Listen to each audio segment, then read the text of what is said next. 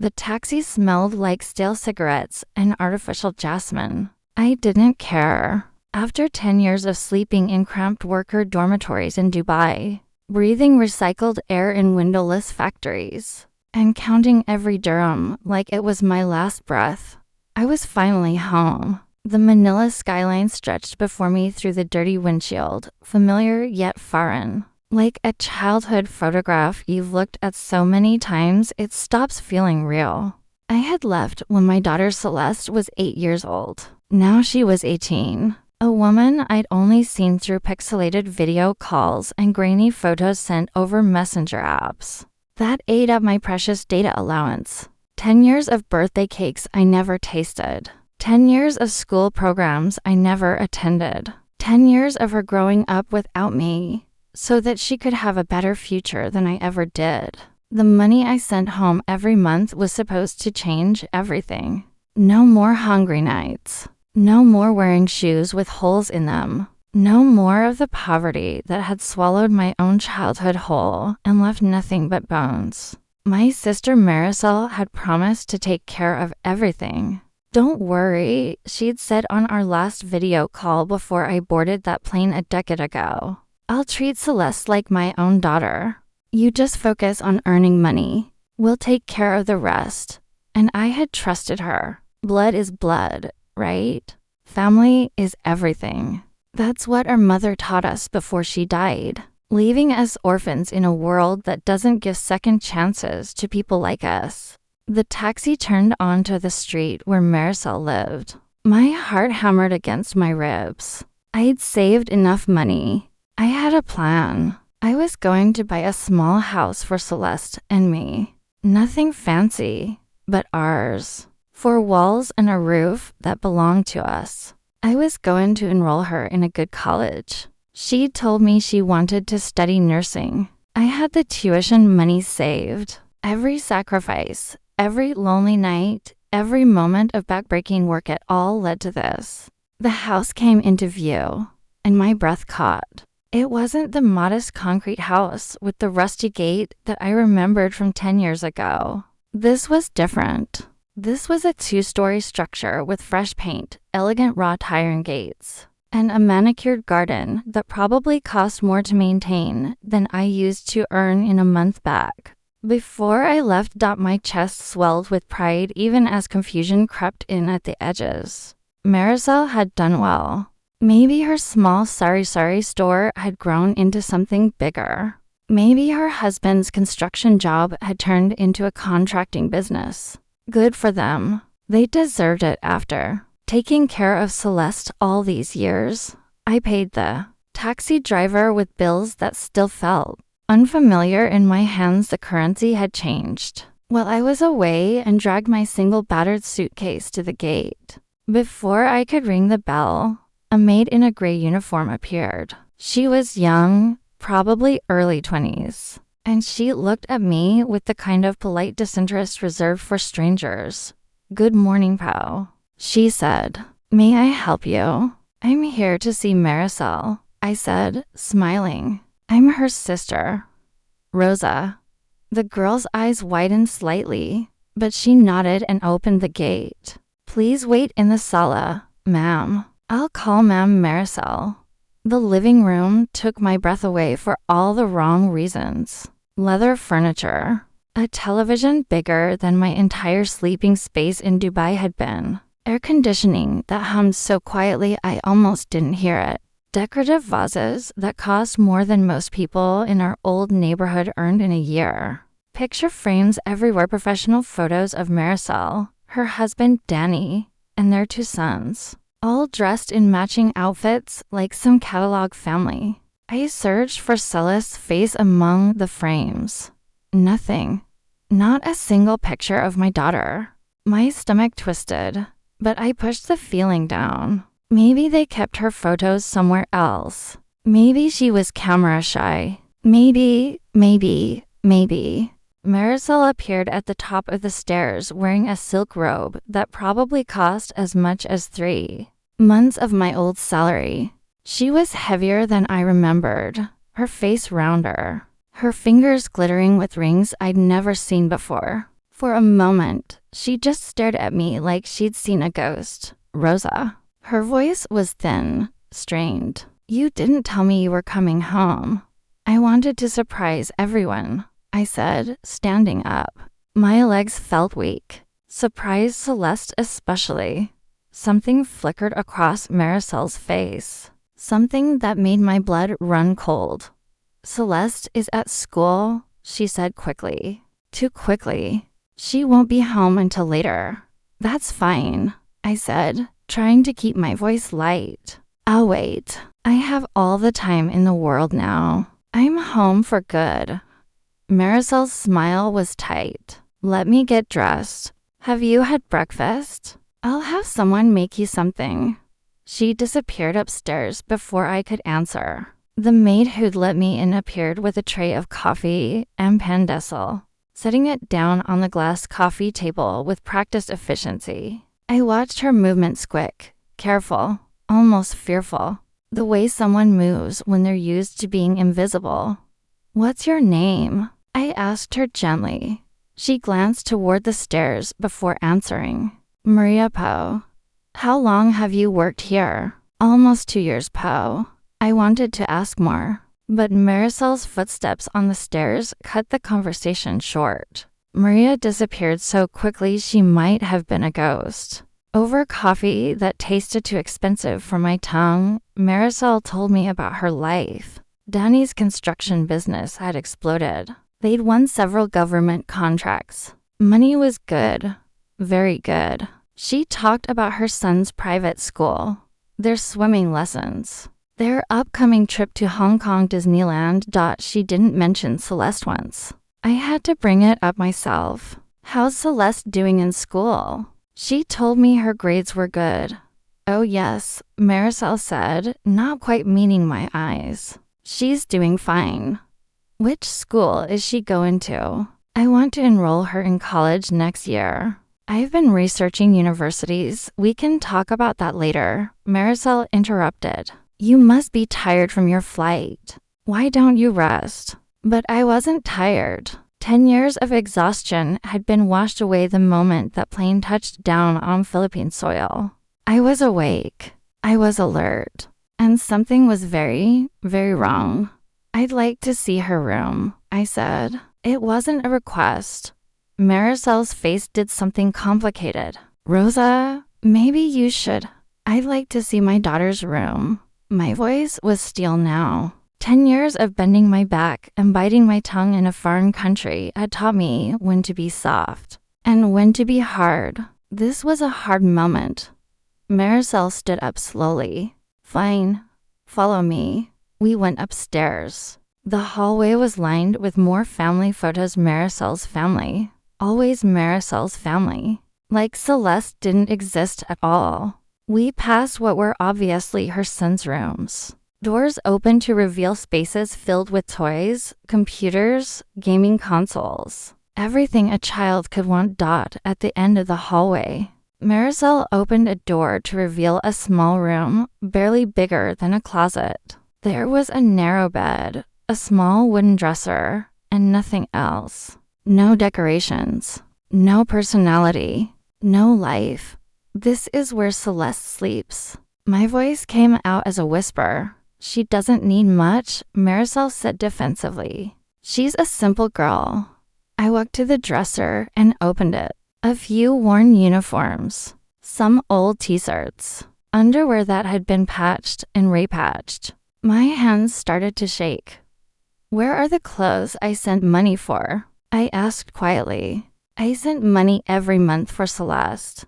For her food, her clothes, her school supplies, everything. We used it for household expenses. Marisol said, her voice taking on an edge. Do you know how expensive it is to raise someone else's child? We had to feed her, house her, send her to school. You just told me Danny's business is doing well. I said, turning to face her. You just told me about your son's private school and your trip to Disneyland. That's different. Those are my children. The words hung in the air like poison. And Celeste is mine, I said, my voice dangerously quiet. Where is she really? She's not at school, is she? It's Saturday. Marisol's face hardened. Fine. You want to see her? Come with me. We went back downstairs, through the living room, past the expensive furniture and the big television, through the kitchen that looked like something from a cooking show, and out the back door. There, in the dirty backyard where the garbage bins were kept and the stray cats fought over scraps, I saw her dot my daughter, my Celeste. She was on her hands and knees, scrubbing the concrete floor with a rough brush. Her clothes were old and stained. Her hair was pulled back in a messy ponytail. Her hands were red and raw from harsh chemicals and hard work. The world tilted. Everything went white at the edges. Celeste, I whispered. She looked up, and I saw my mother's eyes looking back at me. My eyes. But there was something in them that hadn't been there 10 years ago. Something beaten down and tired and so much older than 18. Mama. Her voice broke on the word. I ran to her. I didn't care that I was wearing my good traveling clothes. I didn't care that the floor was wet and dirty. I dropped to my knees and pulled her into my arms. And she smelled like cleaning chemicals and sweat and something else I couldn't name. Something like despair. What have they done to you? I whispered into her hair. She was crying. I was crying. 10 years of separation collapsed into this single moment, and it was nothing like I'd imagined. There was no joy. There was only rage and grief and a terrible, crushing guilt that I left her here, that I trusted the wrong people, that my sacrifice had become her suffering. She's lazy. Marisol's voice came from behind us. Cold and sharp. We give her a roof over her head and food to eat, and this is how she repays us, by being lazy and ungrateful. I stood up slowly, placing myself between my daughter and my sister. How long? I asked. How long has she been your servant? She's not a servant, Marisol snapped. She helps around the house. That's what family does. They help each other. Your sons don't seem to be helping, I said, thinking of those rooms full of toys and computers. Why is only Celeste on her knees scrubbing floors? Because she needs to learn the value of hard work. Marisol shouted. Not everyone gets to run away to another country and send money home and play the hero. Some of us have to stay and deal with the reality of life here. I sent money for her, I said, my voice shaking with rage I'd kept buried for 10 years. Every month, I sent money. Where did it go? It went to taking care of her. Do you know what it costs to show me the receipts? My voice cut through her excuses like a knife. Show me the school receipts. Show me where my money went. Marisol's face went red. How dare you come into my house and accuse me? Show me. I screamed, and it felt good. 10 years of swallowing words and swallowing pride and swallowing pain came pouring out. Show me where you spent the money I earned breaking my back in factories. Show me where you spent the money I earned sleeping in rooms with 20 other women. Show me where you spent the money I earned so my daughter could have a better life. Silence. Even the stray cats stopped fighting. Get out of my house, Marisol said quietly. Take your daughter and get out. Gladly, I said. I turned to Celeste, who was still on the ground, looking between us with wide, frightened eyes. Get your things. We're leaving. She doesn't have things, Marisol said with a cruel smile. Everything she has, I bought her. If she leaves with nothing. I looked at my daughter, at her worn clothes and raw hands and broken spirit, and I made a decision. Fine, I said. We don't need anything from you. I helped Celeste to her feet. She was shaking. We walked through that beautiful house with its expensive furniture and its family photos. That didn't include her. And we walked out the front gate. We stood on the street with nothing but the clothes on our backs and the money I'd saved for 10 years. And for the first time since I'd come home, I felt like I could breathe. I'm sorry, Mama, Celeste whispered. I'm so sorry. For what? I asked, wiping tears from her face with my thumbs. For not being good enough. For being a burden. For stop. I said firmly. You listen to me. You are my daughter. You are not a burden. You are not a servant. You are not anything they told you that you were. Do you understand me? She nodded, but I could see she didn't believe it. Not yet. They'd had 10 years to break her spirit. It was going to take time to build it back up. We checked into a small hotel that night. Nothing fancy, but it had clean sheets and hot water and air conditioning that worked. I let Celeste take a long shower while I sat on the bed and really cried. For the first time in 10 years.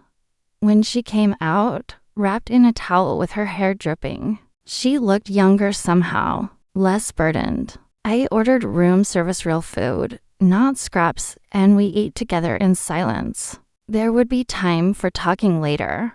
For now, we just needed to be together. Over the next few days, I started to piece together what had happened. The money I'd sent every month had been used for Marisol's family. Her son's private school, her new house, her fancy furniture, her trips and her jewelry and her comfortable life. Celeste had been enrolled in a public school but was forced to drop out after 8th grade because Marisol said they couldn't afford the high school fees. Instead, Celeste had become the household help, cooking, cleaning, taking care of Marisol's sons, doing laundry, scrubbing floors, all while Marisol's own children played and studied and lived the life my money was supposed to give my daughter. The anger I felt was volcanic. It was the kind of rage that makes your hands shake and your vision narrow, and your thoughts turn dark. But I'd learned patience in Dubai. I'd learned to wait. I'd learned to plan. Revenge isn't a dish best served hot. It's served cold, calculated, and complete. I started by taking Celeste to a doctor. She was malnourished, underweight, and had chronic pain in her hands and back from years of hard labor. The medical report documented everything. Then I took her to a therapist who specialized in abuse cases. Every session was documented. I hired a lawyer, a good one, young and hungry and angry about injustice in the way only people who haven't been beaten down by the system yet can be. Her name was Addie, Carmen, and she looked at Celeste's case with fire in her eyes. We can do this two ways, she told me. Civil or criminal. Civil, you sue for the money. Criminal, you file charges for child abuse, exploitation, and labor law violations. Both, I said. We do both.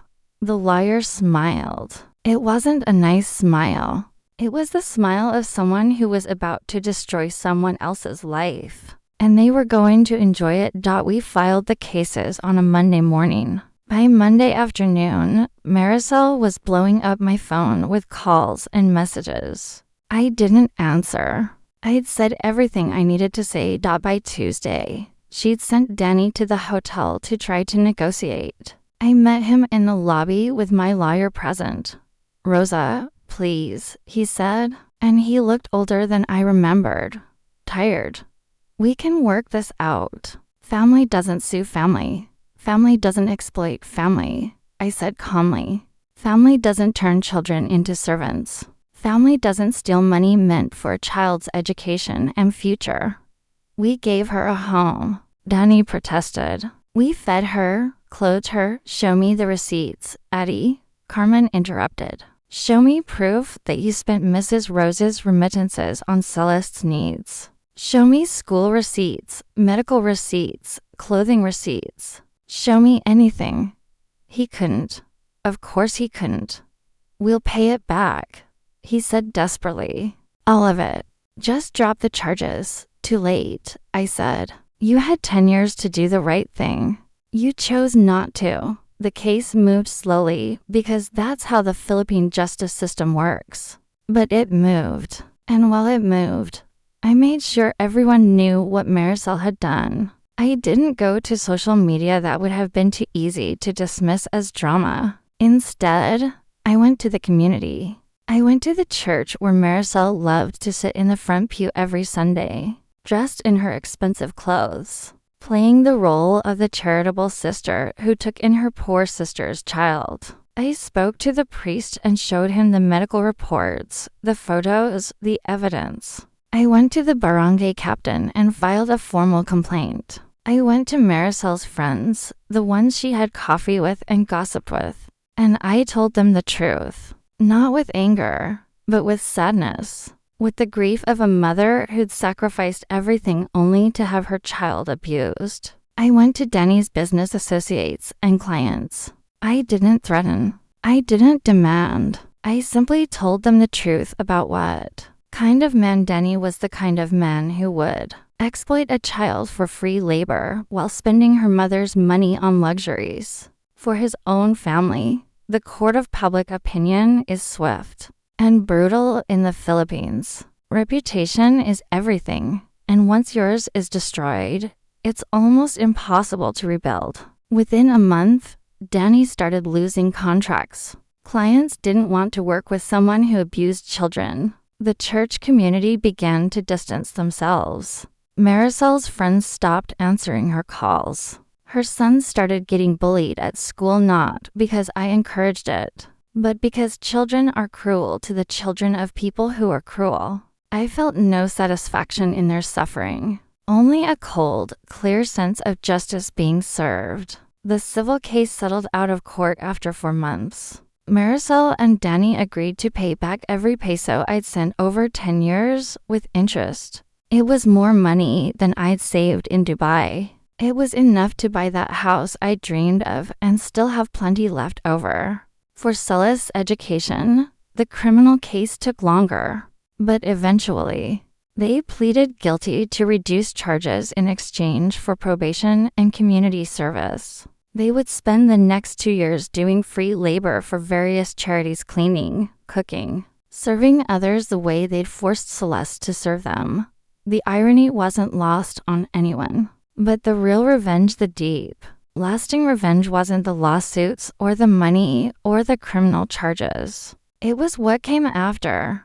I bought a modest house, nothing fancy, in a quiet neighborhood far from Marisol's world. I enrolled Celeste in a program to help her finish high school and eventually get her GED. She started therapy twice a week. Some days were good. Some days she had nightmares about being back in that house, scrubbing floors, being invisible. But slowly, gradually, she started to heal. One day, about 6 months after we'd left Marisol's house, Celeste came home from her therapy session and asked if she could invite some friends over. It was such a small thing, but it made me cry. She'd never felt like she could have friends before. She'd never felt worthy of taking up space or asking for things she wanted.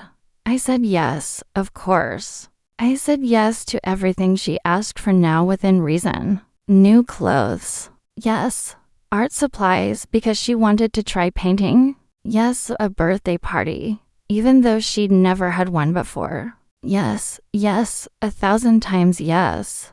I watched her bloom like a flower that had been kept in the dark for too long. She made friends. She left. She started to dream again about becoming a nurse, about helping people, about having a future. That was my revenge against Marisol, not her suffering, but Celeste's healing. Every smile on my daughter's face was a knife in my sister's conscience. Every achievement, every moment of joy. Every time Celeste proved that she was worthy and capable and beautiful.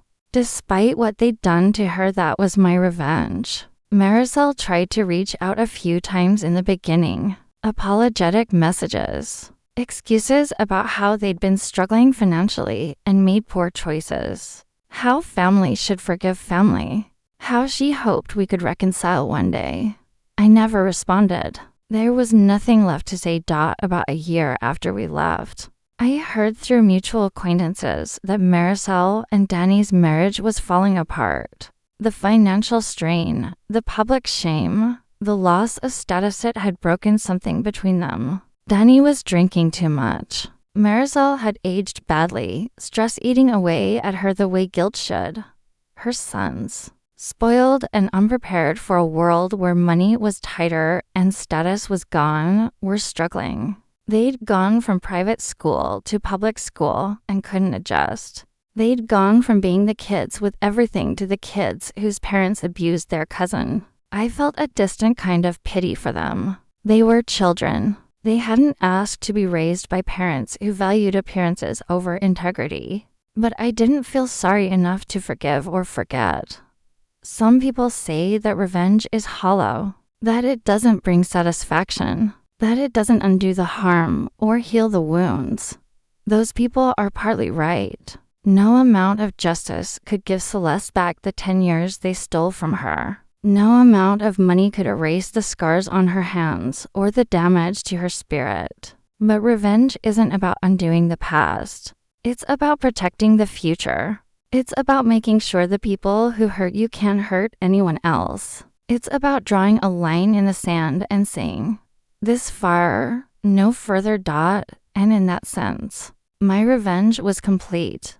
2 years after we left Marisol's house, Celeste graduated from her GED program with honors. She applied to nursing school and got an honest scholarship. She had friends. She had dreams. She had a life that was hers. On the day of her graduation, we took photos together, the kind of mother-daughter photos that should have been scattered throughout her childhood, but weren't.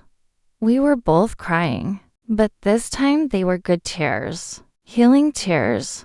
I'm proud of you, I told her, holding her face in my hands. I'm so proud of who you've become despite everything they tried to make you believe about yourself. I couldn't have done it without you, she said. Thank you for coming back for me.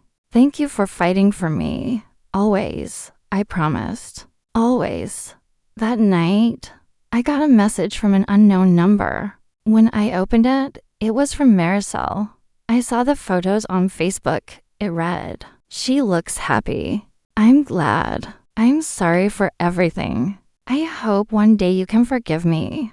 I stared at the message for a long time. Part of me wanted to type out everything I'd been holding back, all the anger, all the pain, all the hatred I'd felt. Part of me wanted to tell her exactly what I thought of her apology, of her too late regrets. But in the end, I did something else, something better. I deleted the message and blocked the number.